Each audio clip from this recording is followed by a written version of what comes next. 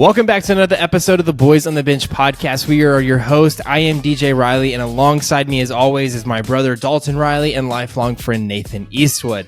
This is episode 12. So we are into the double digits here. And in this episode, in previous episodes, we've been doing the booms and busts of each major position in fantasy football: quarterback, running back, wide receiver. But for this one, we are only doing the booms of the tight ends. We're going to do our top five. Tight ends is a little bit of a special group. It's hard for us to kind of do the top five booms and the top five busts when there is such a gap disparity among this group. So we are only going to do the booms for this. So with that said, let's go ahead and kick this off. All right. So starting here, our number 5 on the boom list, TJ Hockenson. We all know that he started the year off with Detroit, got traded to the Vikings, which is, you typically don't see a player being traded to another team in the same division. So that was big talk last year, but he went over to Minnesota. He when he learned the offense, got comfortable with Kirk Cousins. He made some good plays. He was a good target for Kirk. Kirk liked throwing him the football. With the addition of Jordan Addison and Justin Jefferson, I think TJ Hockenson is basically going to be like the third wide receiver, but also could be a very, very good red zone threat. So I like him here at 5, especially in fantasy football where you don't have a lot of great tight ends that can get you, say, subpar 12 points every week. So I think he could. I mean, he'll have probably a couple of weeks where he's going to be under 10 points due to Justin Jefferson and Jordan Addison, but he will be productive, and I do believe he'll be a top 5 tight end in the NFL this year. Totally. He finished as the tight end number 2 in fantasy last year. So, I mean, I think he's going to throw up top 5 numbers. I know that once we start to get into the 4 or 5 range, it's arguably, who's going to have the better season depending on matchups. And that's kind of what we were alluding to earlier with the drop off of the top 2 to 3 tight ends that there are. But TJ Hockenson is going to come in. He's going to have a great year with Minnesota. They are a pass happy offense under Kevin O'Connell. So I think his volume is going to be there. And I'm not really concerned about what his season looks like in 2023. Yeah, like you guys referred to with TJ Hockenson. I think he's going to get a ton of volume outside of the wide receiver group that's there currently. I think that he'll be just fine in what he's going to get and the value that you can get him at. With Kirk Cousins, I currently have had him in fantasy for a number of years, and that's mainly due to the fact that he does throw so many times and his high completion rate. I mean, there are moments where Kirk Cousins does kind of will fall off, every here and then, but I think that this is a pretty consistent quarterback play. There's not very many of those in the NFL, and I think TJ Hockenson is going to get that. So I think where we have him at number 5 is great. Absolutely. All right. So that is number 5. Let's go ahead and jump into number 4 for us, and that is George Kittle. So George Kittle, we have him at number 4 here. I do have a little skepticism, but not a lot. And the only reason I say that is just because of the quarterback controversy that surrounds San Francisco. I don't know who is throwing him the rock, but in Kyle Shanahan's offense, if he is just a check down tight end, that's cool. I think that that's something that would benefit him a lot. And then he is so explosive at that tight end position. That is not anything that I'm concerned about. We saw last year, he had 4 games last year where he was a 2 touchdown tight end. And that is massive. Anytime your tight end can catch a touchdown for you, that's huge. George Kittle also happened to do that twice in one game. 4 games last year. So I'm not concerned about him. He has a mastermind of an offensive coordinator in Kyle Shanahan. So again, the concern level isn't necessarily there for me. I know that there's a lot of weapons with Deebo Samuel, Brandon Ayuk, Christian McCaffrey, and then George Kittle. So how many times is he really going to touch the ball? That doesn't really matter. So I know that he saw sub 5 targets in multiple games last year. But even with that said, with his explosiveness that I mentioned earlier, he finished as the tight end 3 last year. So although targets may be low one game, he's going to pick it back up. He's going to get his touchdowns. We're talking about a top 5 tight end where that drop off is quite big. So not concerned about George Kittle here. I think having him at number 4 is a solid pick for him. Yeah, I agree. And especially with, like you said, they got the other weapons there in Ayuk and Deebo and McCaffrey, but even when they were there last year, he still got his targets and his catches. So, I mean, they use Kittle because he's an athlete at the tight end position. So, I mean, I don't really see production really going down because even with them there last year, towards the end of the year, he still got the ball and still got his touches. So, I mean, when you have a guy like that at tight end, you use him, and that's what Shanahan does. So look for the offense, the passing game to at least run through him. So, it's a good pick here at 4. So. Absolutely. I mean, when we think about George Kittle, I mean, he is the identity of this offense. I mean, when you have somebody like that, on the field, you're going to find ways to get him the ball, and I think Kyle Shanahan has everything funneled towards him. Outside of that, then everything kind of goes towards Ayuk or Deebo Samuel or Christian McCaffrey. But I think George Kittle's kind of the safer option, and that's what I like about this decision that we have at 4. I think that's really good for young quarterbacks in Purdy and also in Lance. They're going to be checking down quite a bit. I just think he's the safest hands and the safest bet on the field. So I think that's why we have him at number 4. And also another receiver that, there are some questions, but who we have high hopes for at number 3 for us is Darren Waller. Now, the reason I say there's questions is because of where he's went. Coming from the Raiders and having some questions with his injuries the past couple of years, and now going to a new offense. Now, this new offense in the Giants is probably one of the better places he could have landed of all teams in the NFL. Going to the Giants, there are currently they are missing a lot of size advantages there. I think he's going to bring height and size to that team. I think the biggest receiver there is Paris Campbell at 6 feet, 208 pounds. So they have speed. Sterling Shepard's another small guy. So I don't think they have the size advantage. And I think bringing Darren Waller in was a very smart move, bringing in some size. And I think he's going to be able to bring in and be a target hoss for that team. I think Daniel Jones is going to use him to a really well advantage. And so I think that'll be really good for them. Well, also to what we talked about in previous episode is kind of the dominant force that Saquon Barkley is. I think that in order to get the passing game going, that New York offense is going to run through Saquon Barkley, which is only going to open up that passing game. And I think that Darren Waller is going to benefit a lot from that. Last year obviously was a season that he was injured in, didn't see a lot from him, and now he's found his way out. But we've seen in previous years where he has been a dominant force, and his targets are anywhere from 11 to 7. And that is all that you can ask for in a tight end. And I expect that to be the situation here now that he's a Giant. Right. And I also think that the tight ends is something that's needed in the NFL, right? You don't see too many very successful teams in the NFL unless they have a very dominant force on the line at the tight end position. And so I think that's why I think it was very smart for them. I think that bringing in someone like Darren Waller is going to bring someone who's going to be an extra offensive lineman for Saquon Barkley, but also be a great pair of hands out down the stretch of the field. Yeah, no, I agree. And, with him going to New York, I love that. I love it because, like you said, we've seen production from Darren Waller be extremely good in Las Vegas. Y'all just said it. Who does New York have to throw the football to? Yeah, they just drafted Jalen Hyatt, and dang, what's the guy? I forget. Paris Campbell and Darius Slayton, Sterling Shepard, and Darius Slayton too. Yeah, well, the other guy who did really good in the playoffs too, did good in the Minnesota game. They pulled him up from the practice squad. I always forget his name, but anyways, that doesn't matter. But not only is he going to be a solid tight end, but he could possibly be wide receiver number 1 in New York. Yeah. I think he's up there flirting with those numbers. Yeah, because outside of you have Sterling Shepard, but he hadn't really put together any great years. I would say he's been on and off, but Darren Waller could be with the way that it's set up in New York. Darren Waller could possibly be a top 2 tight end in the NFL this upcoming year because I really think that that's going to be Daniel Jones' safe net.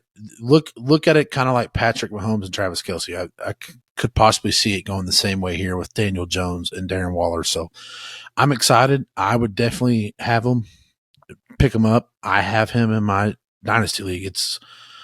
I just see it as a potential, great tight end pick, but also a wide receiver 1 in New York, given the wide receiver room that they have, and he could be a good check down and fall guy to Daniel Jones. So I like it here. He's going to get I think he's going to get a lot of catches and a lot of touchdowns and a lot of red zone looks. I really think he'll get a lot of red zone looks too. Get him late in draft, second round.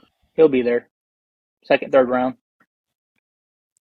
Yeah, I think that he's actually going to have a pretty similar season to kind of what we see from Mark Andrews year to year, where, with Mark Andrews in Baltimore, all the wide receivers are a little bit of a smaller frame wide receiver core, and that's what we see in New York. So Mark Andrews is that guy that's kind of the check down wide receiver, but also has the ability to go downfield. And I think that Darren Waller is also going to be that type of guy where he is going to be the check down wide receiver type, but then also has the ability to go downfield. And we see Mark Andrews throwing up tremendous numbers year to year. So I expect that out of Darren Waller. I think it'll be a pretty good year for him. But yeah, great pickup there.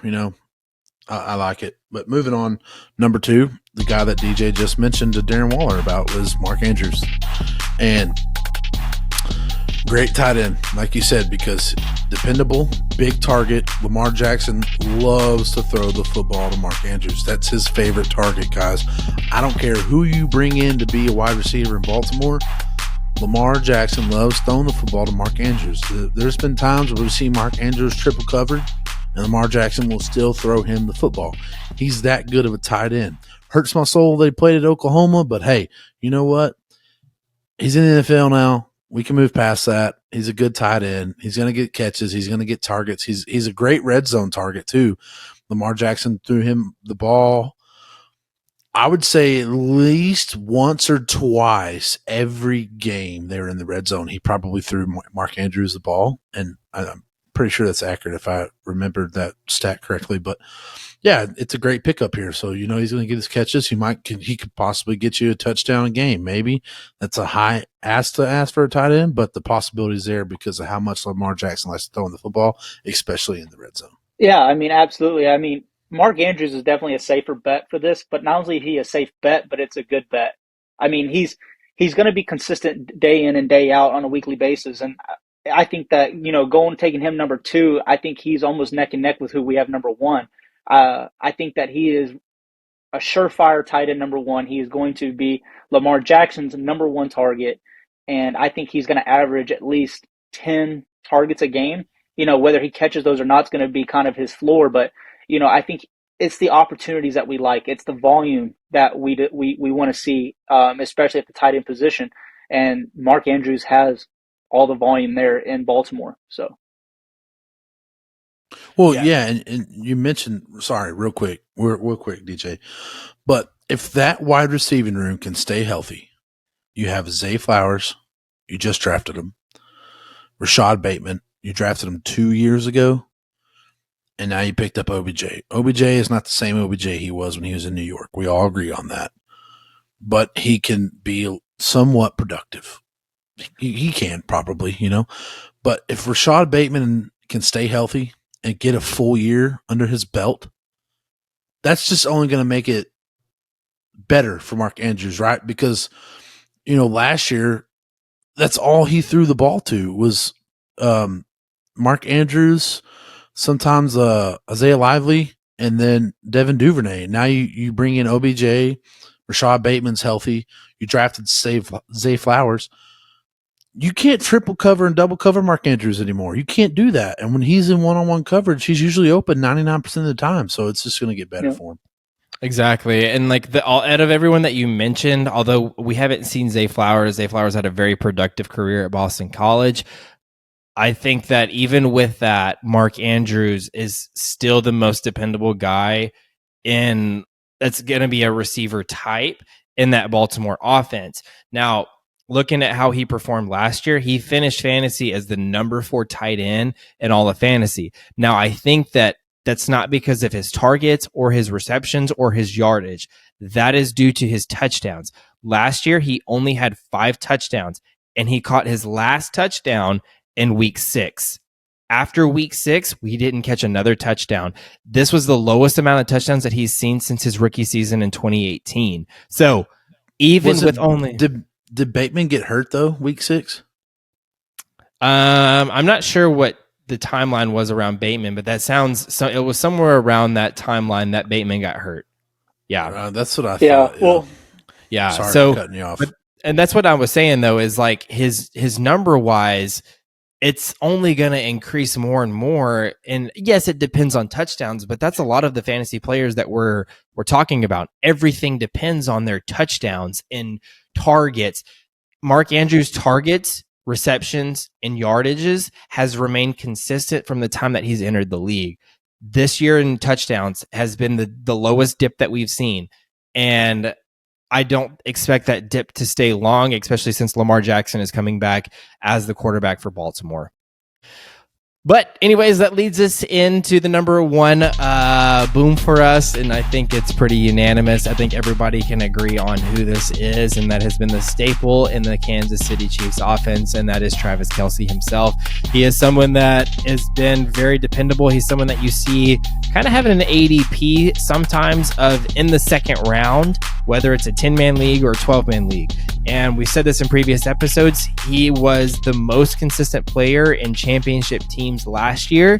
So why not pick him up? Because after him, it starts to get in a little bit of a toss-up. You know, who do I take? Do I take Mark Andrews? Do I take Darren Waller? Do I take George Kittle? But when it comes to number one, though, everyone knows who they're taking, and that is Travis Kelce. That is Patrick Mahomes' guy, and it's not faring much from that. If we look at Kansas City's wide receiver core, right now, wide receiver 1 and 2, I don't know who 1 is, but it's Marquez Valdez-Scantling and then Kadarius Toney.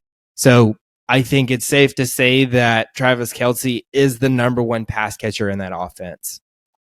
Yeah, no, I mean, I absolutely agree. I think Travis Kelce, he is the consensus number one guy off the board for tight ends. I think many people, it wouldn't be bad to say that he goes, top 10 or top 12 in the first round of redrafts this year. He always goes. Every draft we have every year, there's someone that takes him in the first round. And now, that's usually not me. I usually don't take a tight end in the first round, but it makes sense why other people do, though. He's going to have those target shares, and having a good tight end on that league, like we've talked about in your team, like we've talked about before, it fills a gap, because when you have most generally tight ends outside the top 5 that we're talking about are usually your wide receiver 3s or 4s on your team. But having a Travis Kelce, that could be your wide receiver 1 or wide receiver 2 on your team. And so that's filling a gap that can make your whole fantasy team or, that year. So I think having Travis Kelce on there is very smart. If you get him in the early second round, first, second pick of the second round, dude, you're going to be set. So I think he's going to be getting a lot of targets for Kansas City. Like you said, there's not a whole lot of target share there. I think other than him, I think maybe Rashee Rice, right, the rookie they just drafted, has potential. But other than that, maybe Toney, or you're right, Kadarius Toney, he might have some potential. I don't know, there's some upside there, but it's not like there's a guaranteed surefire one receiver there. It's Travis Kelce. Who else? So I think he's going to continue to do that year after year. So, yeah, I mean, y'all right. Not much to cover here, but yeah, Kadarius Toney is a good wide receiver for the Chiefs. But Dalton pretty much covered what I was going to say. There's always somebody every year who will pass up on either a running back or a wide receiver to draft Travis Kelce in the first round.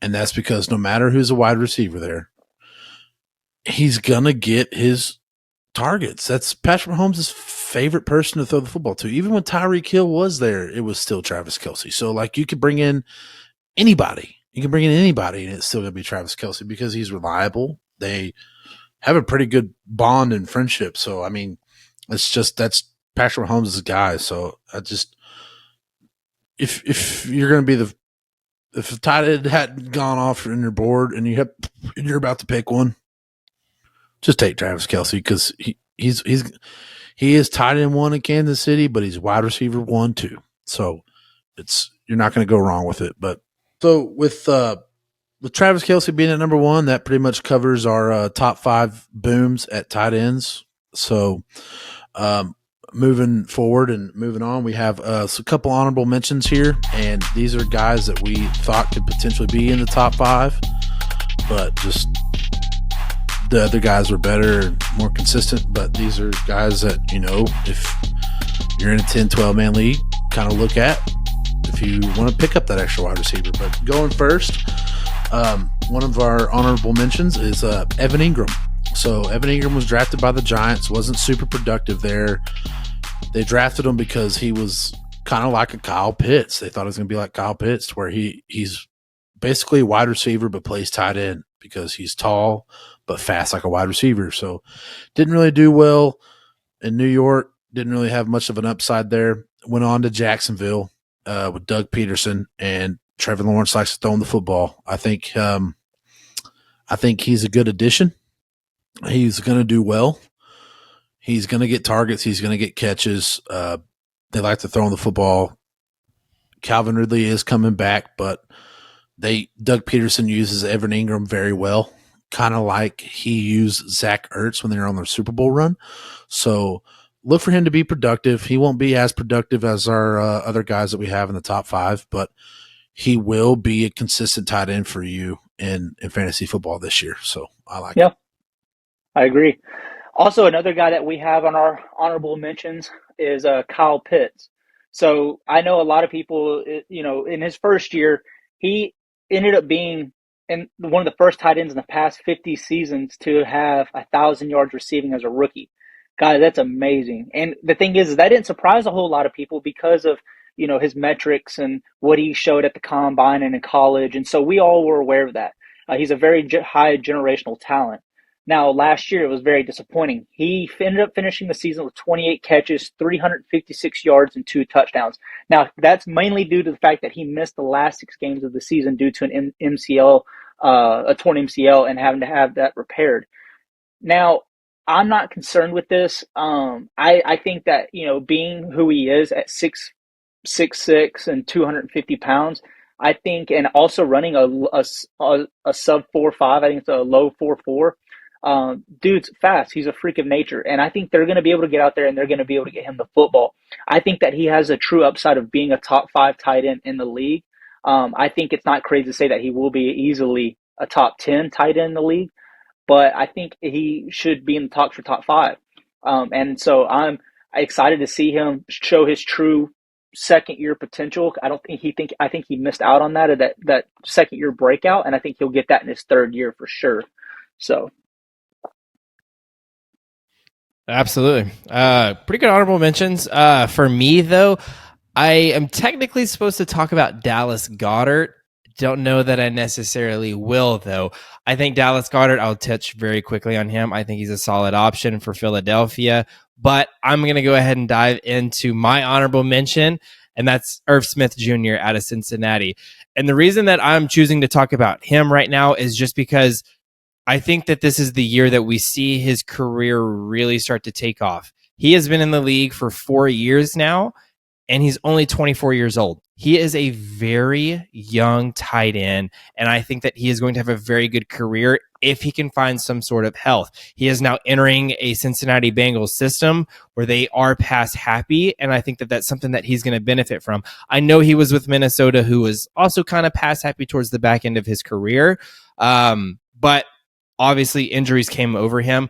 I think that this is the year that he takes off. I am, yes, assuming that this is the one and only year that he is going to be healthy. But if Irv Smith can show the dominance that he showed when he was at Alabama, I am very excited about this. If they can finally get the piece at the tight end position that they have been looking for in years past, he is going to be a dominant force, and I am excited about that. Absolutely. Yeah, no, I agree. If you're not going to throw a little bit of respect on Dallas Goedert, I guess I can do it.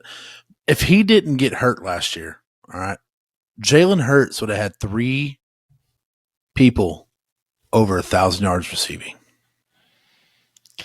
3. I mean, that's bold. That's bold.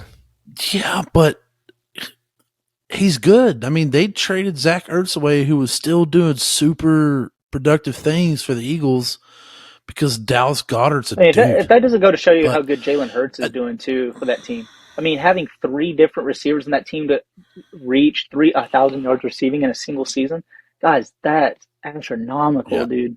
It's crazy. And I mean, if he stays healthy this year, I would say there's probably an 85% chance that AJ Brown, Devontae Smith, and Dallas Goedert all go for over 1,000 yards. If they play the whole year. I don't know. For me, I don't think so.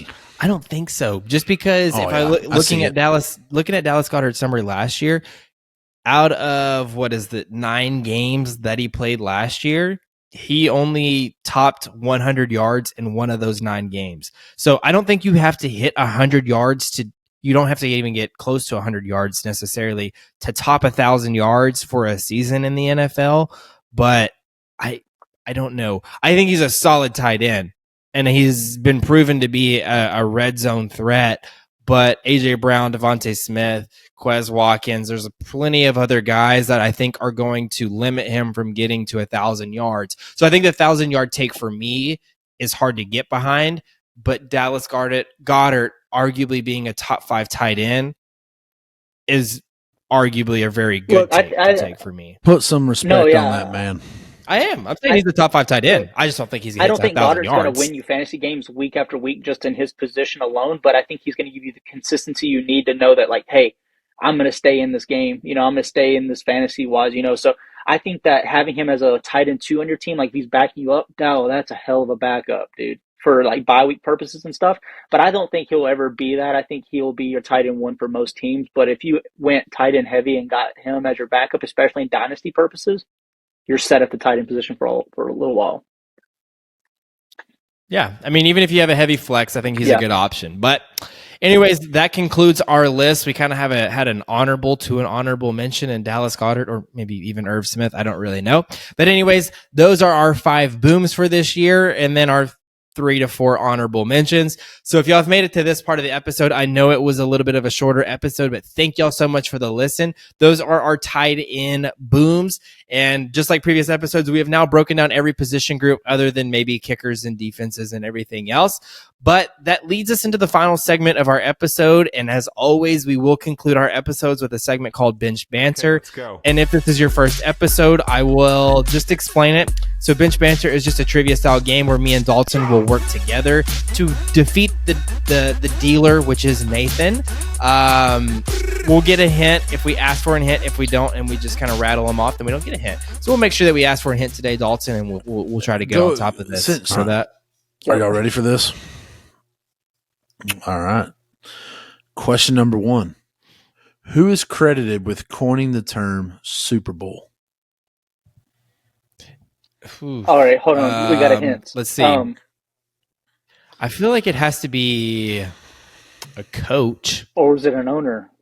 Tell us whether it was a coach, owner, or player. No, give us a hint. Bitch, that is the hint. Yeah, but what kind of fucking hint is that? Do we get 1 or 2 each? Like, you could go like... You get 1 hint per question.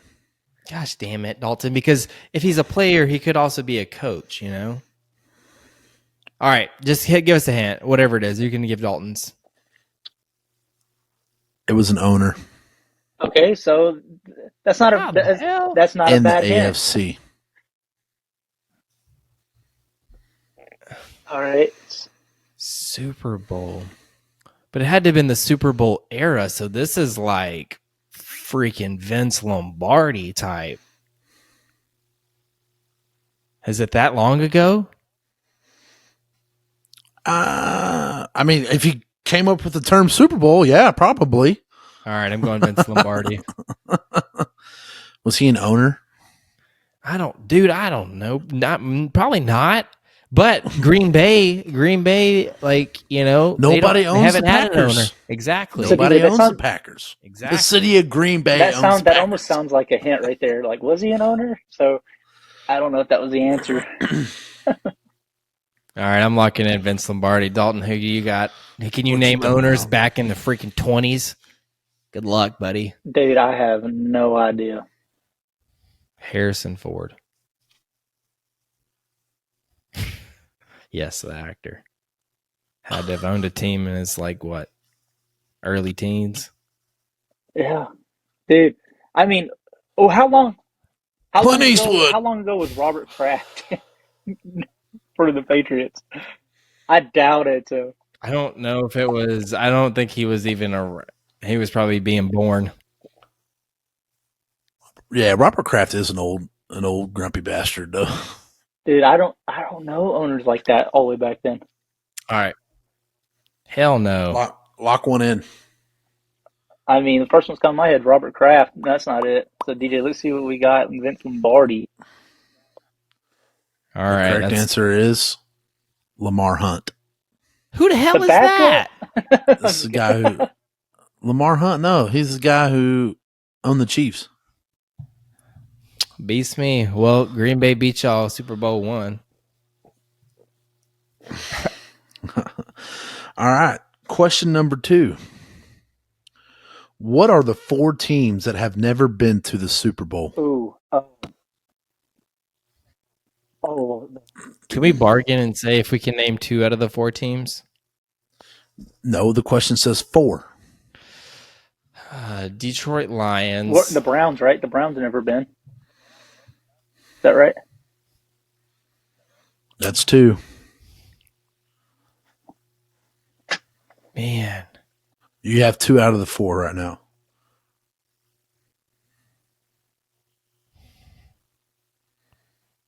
Would it be? Oh, yeah, Jacksonville. That's 3. All right, we haven't used the hint. Is this team? It's in the AFC. Is it in the? I figured it was in the AFC. I'm thinking.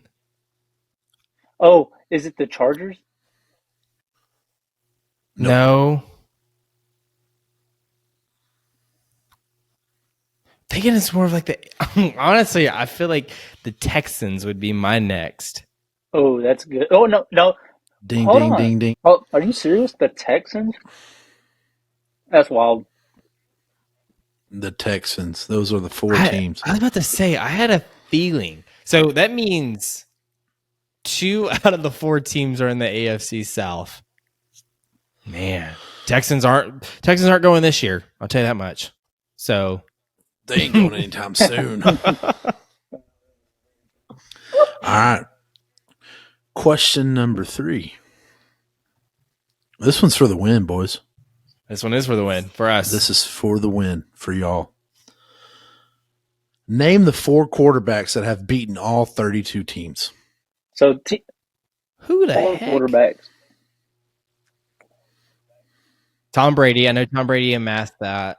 That's one of them. I don't know if it was last year or the year Like before. some more long endurance quarterbacks. I'm thinking they're like Drew Brees. Oh, it was Peyton Manning. I know Peyton Manning did it. Well, Yep, because that's it can't be Drew Brees or can it? Because they would have had to have played for another team.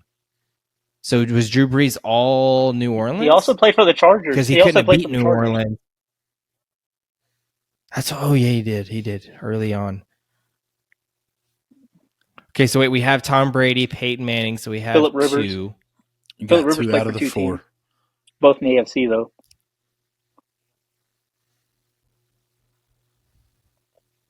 Do you like Phillip Rivers? I feel like we should get like 2 X's here, Nathan. You know, like if I give y'all Feud style. If I give y'all a hint, it'll give you the answer. Well, that's the point. We got 2 of them. DJ, they may not. I mean, what about Brett Favre?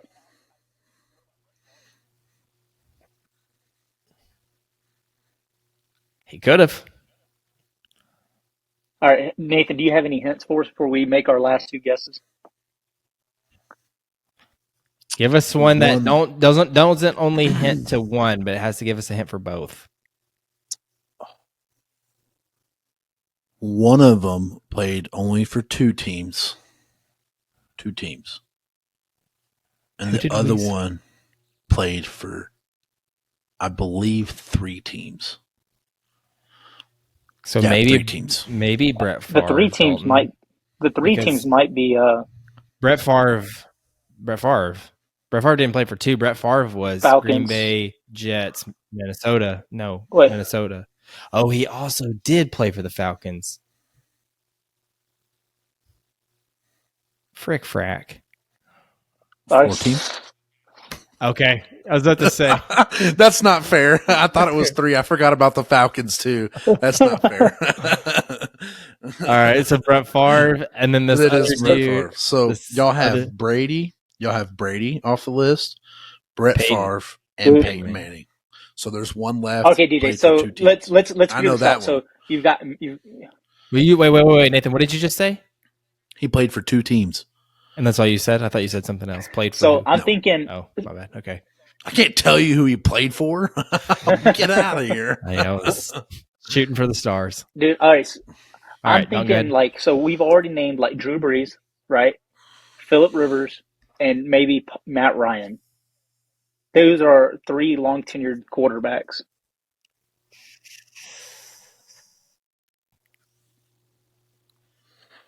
Well, it's not Drew Brees. Or, yeah, it could be. I'm forgetting he played for the Chargers.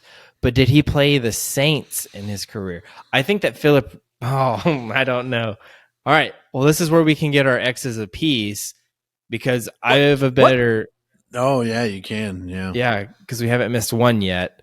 So who were the 3 that you just named? Drew Brees, Phillip Rivers, Matt Ryan. I don't think it was Matt Ryan. Because that would have had to have been last year. I don't even know if they played Atlanta last year. They could have. I would say one of those 2, though. So one of us, I feel like, go Drew Brees. The other one goes Phillip Rivers. Yeah? Or do you like Matt Ryan over one of them? No, I like. I'm just trying to remember. Phillip Rivers is probably my top guess. So I'll lock in Phillip Rivers. You go with whoever. This is one where it's going to come back and bite us because we're supposed to go with our gut. Yeah, every time you've never gone with your gut, Dalton, you've got it wrong. Don't listen to Nathan. He has. He answered every time. He's like, he goes, my gut tells me it's this, and it's the right answer. But he's like, nah, Nathan makes it. Nathan would do that to me, and he changes the answer and gets it wrong. So, DJ, who are you going with? Phillip Rivers. So I'm going to go. They both could be wrong, but I got to go between Drew Brees or Matt Ryan. I don't think Drew Brees played very long, and with the Chargers. So I'm gonna. He was traded early. He was traded. So I'm feeling I'm gonna go Matt Ryan. Okay. Y'all ready? Yep. The 4 quarterbacks that have beaten all 32 teams: Tom Brady, Brett Favre, Ding ding ding. Peyton Manning, Ding ding ding. Drew Brees. It was Drew Brees. Take the L, boys. Take the L. My mouth is wide. Hold on, but there are only 3 questions? Dang it, dude. Yeah, you don't. Yeah, that's it. You got it wrong. Okay, but to our defense, we got, 4 in question 2, 3 in question 3, and 1 in question 1. So what was it? 5, this ain't baseball. 6, 7, 8. We were. This is an average. Our batting average is pretty good. So we were 7 out of 9. Dalton, hey, hell yeah. We may not. Stuck on that one, Nathan. Yeah, but you got 2 questions wrong, so you still lost. This isn't an average finish, sir. Anyways, thank y'all so much for the listen. As always, y'all can find out all of our content on our website at boysonthebench.com. Through there, you can get connected through all of our social media, whether that's TikTok, Twitter, Instagram, any of that. You can also see our episodes that are posted weekly on Spotify, Apple Podcasts, and then also YouTube. So thank y'all so much for the support. We understand that this is just a startup. We are just trying to get this ball rolling. This is episode 12, so we are finally into the double digits. So working our way up to the triple digits. Thank y'all so much for the listen, and we will see y'all next episode. Appreciate you guys. It's fun. Yep. Pleasure riding the pine, boys.